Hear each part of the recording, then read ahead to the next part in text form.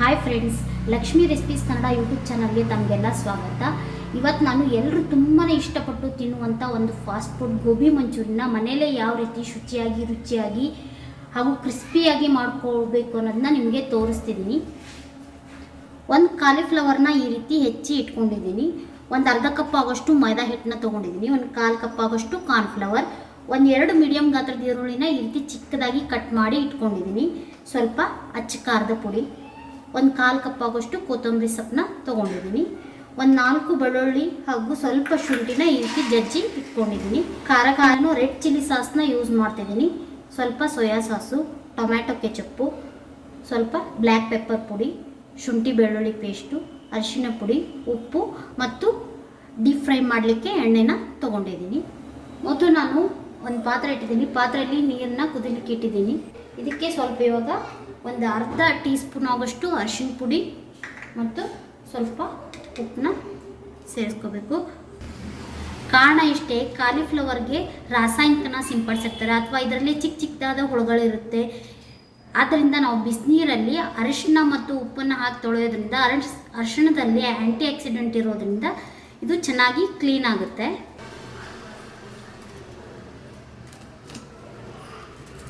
ಒಂದು 5 ನಿಮಿಷ ಬಿಸಿನೀರಲ್ಲಿ ಬಿಡಬೇಕು.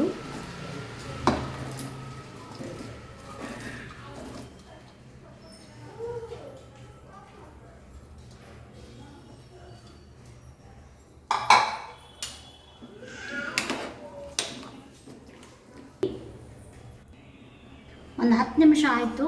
ಇವಾಗ ಚೆನ್ನಾಗಿ ಒಂದು 10 ನಿಮಿಷ ಆದಮೇಲೆ ಈ ರೀತಿ ಹೂಕೋಸನ್ನ ತೆಗೆದು ಇಟ್ಕೊಳ್ಳೋಣ.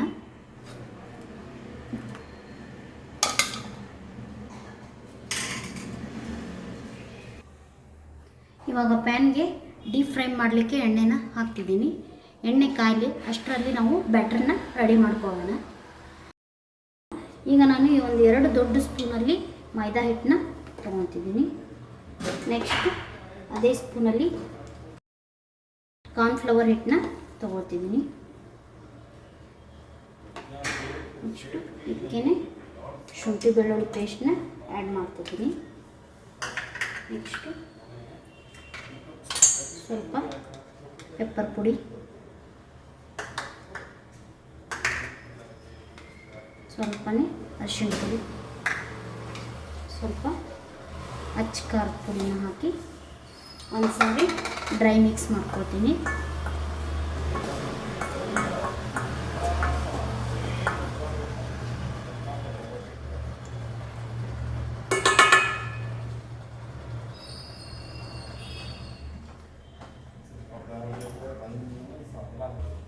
ಇದಕ್ಕೇ ಸ್ವಲ್ಪ ನೀರು ಸೇರಿಸ್ಕೊಳ್ತಾ ಕಲಿಸ್ಬೇಕು. ಯಾವುದೇ ರೀತಿಯಾದ ಗಂಟು ಇರಬಾರ್ದು.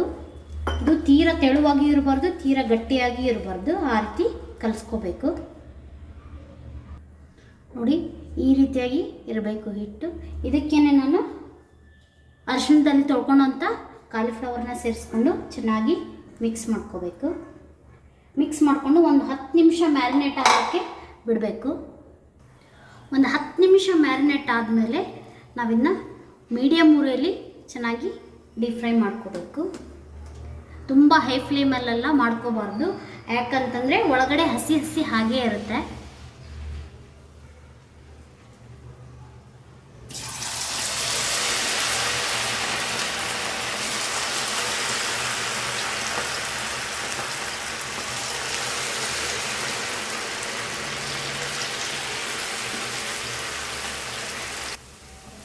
ರೀಸೆಂಟಾಗಿ ಗೋಬಿ ಮಂಚೂರಿನ ಬ್ಯಾನ್ ಮಾಡಿದ್ದಾರೆ. ಅದಕ್ಕೆ ಕಾರಣ ಇಷ್ಟೇ, ಅದಕ್ಕೆ ಯೂಸ್ ಮಾಡುವಂಥ ಫುಡ್ ಕಲರ್ ಇರ್ಬೋದು, ಟೇಸ್ಟಿಂಗ್ ಪೌಡ್ರ್ ಇರ್ಬೋದು, ಅದು ನಮ್ಮ ದೇಹನ ಸೇರಿದಾಗ ನಮಗೆ ಕ್ಯಾನ್ಸರ್ ಬರೋ ಚಾನ್ಸಸ್ ತುಂಬ ಇರುತ್ತೆ. ಇದು ಮೆಡಿಕಲಿ ಪ್ರೂವ್ ಆಗಿರೋದ್ರಿಂದ ಗೋಬಿನ ಬ್ಯಾನ್ ಮಾಡಿದ್ದಾರೆ. ಹಾಗಂತ ನಾವೇನು ತಿನ್ನೋದು ಬಿಡ್ತೀವ, ಮತ್ತು ಹೋಗ್ತೀವಿ ತಿಂತೀವಿ. ಆದರೆ ನನ್ನ ಅನಿಸಿಕೆ ಇಷ್ಟೇ, ನೀವು ಮನೆಯಲ್ಲಿ ಒಂದು 30 ನಿಮಿಷ ಬಿಡು ಮಾಡಿಕೊಂಡು ರುಚಿಯಾಗಿ ನಾವೇ ಮನೆಯಲ್ಲಿ ಗೋಬಿನ ತಯಾರಿಸ್ಕೋಬೋದು. ಈಗ ಇದು ಚೆನ್ನಾಗಿ ಡೀಪ್ ಫ್ರೈ ಆಗಿದೆ, ತೆಗೆದಿಟ್ಕೊತೀನಿ ಇದನ್ನ. ನೆಕ್ಸ್ಟ್ ಇಲ್ಲಿ ಪ್ಯಾನ್ಗೆ 2 ಟೇಬಲ್ ಸ್ಪೂನ್ ಆಗೋಷ್ಟು ಎಣ್ಣೆನ ತೊಗೊಂಡಿದ್ದೀನಿ. ನೆಕ್ಸ್ಟು ಅದಕ್ಕೇ ಸಣ್ಣದಾಗಿ ಹೆಚ್ಚಿದಂಥ ಬೆಳ್ಳುಳ್ಳಿ ಮತ್ತು ಶುಂಠಿನ ಸೇರಿಸ್ತಿದ್ದೀನಿ.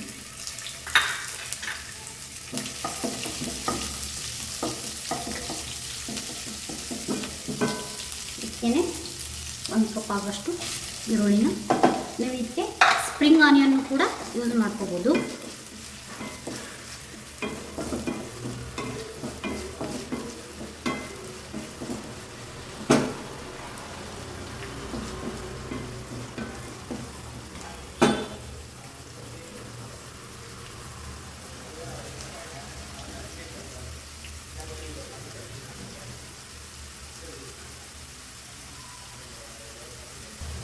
ಇವಾಗ ಇದಕ್ಕೆ ಸ್ವಲ್ಪ ಉಪ್ಪನ್ನ ಸೇರಿಸ್ತಿದ್ದೀನಿ. ನೆಕ್ಸ್ಟು ಸ್ವಲ್ಪ ಅರಿಶಿನ ಪುಡಿ,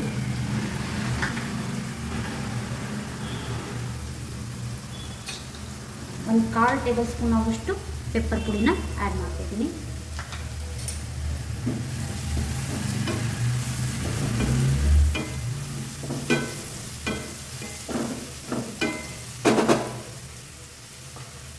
ನೆಕ್ಸ್ಟು ಖಾರಕ್ಕೆ 1-2 ಟೀ ಸ್ಪೂನ್ ಆಗೋಷ್ಟು ರೆಡ್ ಚಿಲ್ಲಿ ಸಾಸ್, ಒಂದು ಸ್ವಲ್ಪ ಸೋಯಾ ಸಾಸು, ಹಾಗೆ ಒಂದು 3 ಟೀ ಸ್ಪೂನ್ ಆಗೋಷ್ಟು ಟೊಮ್ಯಾಟೊ ಕೆಚಪ್ನ ಯೂಸ್ ಮಾಡ್ತಿದ್ದೀನಿ. ನೀವು ಟೊಮ್ಯಾಟೊ ಕೆಚಪ್ ಎಷ್ಟು ಹಾಕ್ತೀರೋ ಅಷ್ಟು ಚೆನ್ನಾಗಿ ಬರುತ್ತೆ ಗೋಬಿ ಮಂಚೂರಿ.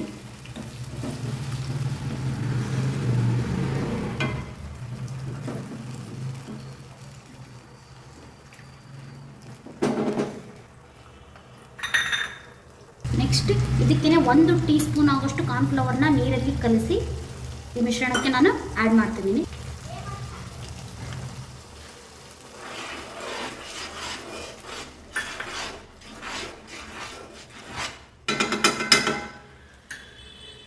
ನೋಡಿ ಟೆಕ್ಸ್ಚರ್ ಯಾವ ರೀತಿ ಚೆನ್ನಾಗಿ ಬಂದಿದೆ. ಕಾರ್ನ್ಫ್ಲವರ್ ಆ್ಯಡ್ ಮಾಡಿದ ತಕ್ಷಣ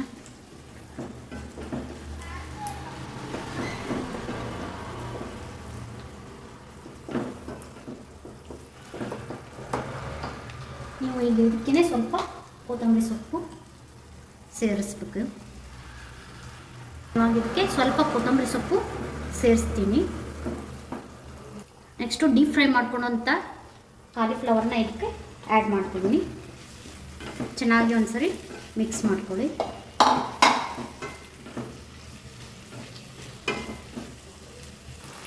ಇವಾಗ ಹಾಗೆ ಇದು ಸರ್ವಿಂಗ್ ಬೌಲ್ಗೆ ಶಿಫ್ಟ್ ಮಾಡ್ಕೊತೀನಿ. ಇವಾಗ ಹೋಟೆಲ್ ಥರನೇ ಗೋಬಿ ಮಂಚೂರಿಯನ್ ರೆಡಿ ಆಯಿತು. ನೀವು ಒಂದ್ಸಲ ನಿಮ್ಮ ಮನೇಲಿ ಟ್ರೈ ಮಾಡಿ ನೋಡಿ. ಟೇಸ್ಟಲ್ಲಿ ಯಾವುದೇ ರೀತಿಯಾದ ಡಿಫ್ರೆನ್ಸು ಇರಲ್ಲ. ಹಾಗೆ ಹೇಗೆ ಬಂತು ಅಂತ ನನಗೆ ಕಮೆಂಟ್ ಮೂಲಕ ತಿಳಿಸಿ. ಹಾಗೆ ನನ್ನ ಈ ವಿಡಿಯೋಸ್ಗಳು ನಿಮಗೆ ಇಷ್ಟ ಆಗಿದ್ರೆ ಪ್ಲೀಸ್ ಲೈಕ್ ಮಾಡಿ, ಹಾಗೆ ನನ್ನ ಚಾನಲ್ನ ಸಬ್ಸ್ಕ್ರೈಬ್ ಮಾಡ್ಕೊಳ್ಳಿ. Thank you for watching.